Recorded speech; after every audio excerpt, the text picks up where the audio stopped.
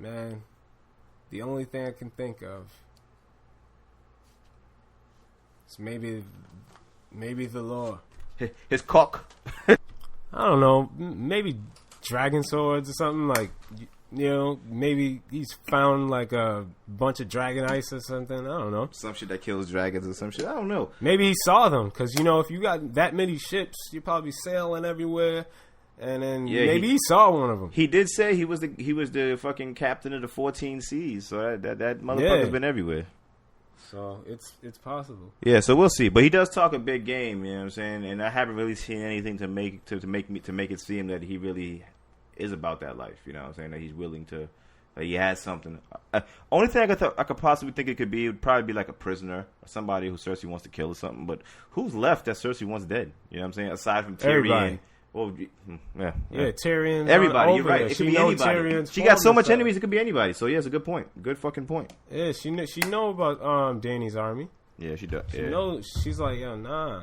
So what she's trying to do is just flex on everybody already. Yeah. So that's why she's taking meetings. That's why she's free agency. Yeah, she's definitely going through free agency, trying to grab any undrafted free agents. Homie came in there with the ill proposal though. Yeah, he did though. He did come in there with a decent proposal, but you know. And she was talking about how he was like cocky or abrasive. Yeah, he humble, not so much. Yeah, you're not humble either. Yeah, well, facts. Like, all right. Chill, B. So next goes into the scene with one of my favorite characters. It's our boy, the fucking Hound, Sandor fucking Clegane. You know what I'm saying? He's riding with the Brotherhood without banners, man. How do you feel about this scene right here, man? The Hound is actually maybe starting to turn a new leaf, man. I think he's probably finally starting to give into religion. Yeah, he's funny as shit. But he's still gonna be a skeptic. I feel like he's just one of them cats. He just, I don't know. He just sees the world like the way he sees it. Even though he saw that in the fire, he's probably still gonna be skeptical as to like, yo, why is this thing showing me and like everything's fucked up? Because remember when he said, he was like, yo, if the Lord of Light was real or whatever, you'd be dead and she'd be alive. You know what I mean? Yeah. So it's like, yeah, he still has that. He's still going to be like, yo, what is this? Yeah, I don't understand. Like, why? Mm-hmm. I can't wait till the next scene with him. Yeah, it's. But I think the Hound's going to be a new person by the end of this fucking season. He's going to be rebirthed, excuse me, and he's going to be like a fucking, I don't know, a fucking knight in shining armor now, so to speak. My prediction, like, please, nobody kill me, but I think he's going to go out like real honorable, like he's going to. You think he's dying this season? Yeah, I think he's gonna die this season. Nah. Yeah. All right. We'll see. I doubt it. All right. So, and this is just from a person coming from, I don't know anything. This is just a pure. Well, at this point, even the book readers don't know what's going on with the Hound, because the Hound and whatever's supposed to happen with the Hound was supposed to happen like a while ago. Oh. I mean, apparently something might be going down, but I don't really want to give too much into it because I don't like to feed into the spoiler community. We'll just keep it organic and virgin for now. You know what I'm saying? Just for people who watch the TV show and keep up with it as is and don't necessarily follow the lore and everything else in the background. Yeah, that's crazy. I don't want to spoil it for myself. That's why I don't go ahead and read the book.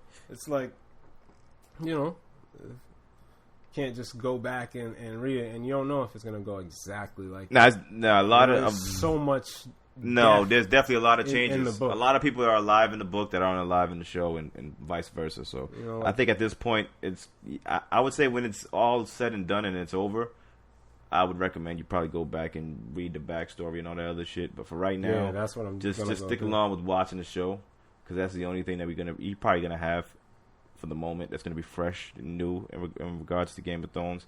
That final book that's supposed to be coming out, The Winds of Winter or whatever, I don't know if that's ever gonna get done. For fuck's sake, George R.R. Martin might die before that shit comes out. Damn. Who knows that? You know what I mean? Because I think from last I heard, he was going through some like writer's block with it.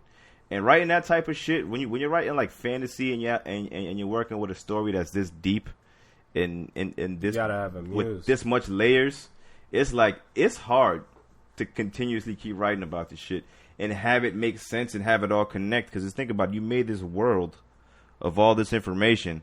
And now when you create characters, you have to just make sure that the character kind of fits into the puzzle. Like the puzzle's already there. Every character's a piece, and you just gotta make sure that his shit fits in. You don't want any of your characters not making any sense, or your storylines not making any sense, especially after the story's been so perfect. You gotta tie it in.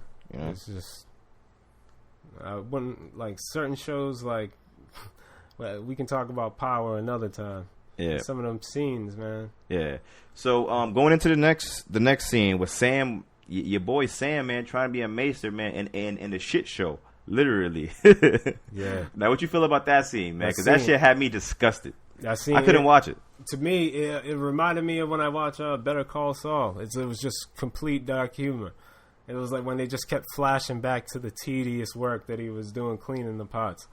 It was just hilarious. And then, why was it when he was cleaning the pots, cleaning the toilets, it looked like they was shitting out the same shit they was eating. Oh, that's like, yo. I'm like, oh, man. It gets digested the same, the way it goes in is the same way it comes out, apparently. So then I'm sitting there laughing because I'm like, yo, Sam can't catch a break. Because he had a terrible time at the Night's Watch. Comes over here thinking that he's going to be able to, like, study or something. Yeah. That this is more of his, like, playing field. Yeah. And then now he has to shovel shit and fucking clean bedpans and all that type of shit. It's crazy. I thought it was a good scene. Just in terms of humor, bringing humor to the show, so to speak. This is a pretty mellow episode, kind of on the dark side, especially with the way it started. And I just thought it brought a little bit of humor to the middle of the show. And with Sam's always doing some funny. It changed the pace. Yeah, he's always doing some funny shit or some stupid shit where they always have him doing something where it's like, okay, it makes us laugh at him, and that's why his character's there. But I think this season right here, Sam's probably going to be. This is probably the most camera time he's probably ever going to have is going to be this season because it looks like they're going to have him play an integral part into the story because he's really trying to dig deep into this information about the White Walkers and trying to get as much information he can on these on them and how to attack them. Sam is the perfect underdog in the show. That I feel like that's exactly what his role is. Like you root for him. And Sam, he's going to come through. Like, Sam's not going to die. Like, that's my prediction. Like, Sam lives... he's undervalued and overlooked. Yeah, exactly. He's totally undervalued and overlooked. Because it's like, you're going to need... He's way more important than he seems. And he's already killed one of them. Exactly. He's actually had a lot more experience with the White Walkers than a lot of the other characters in the show.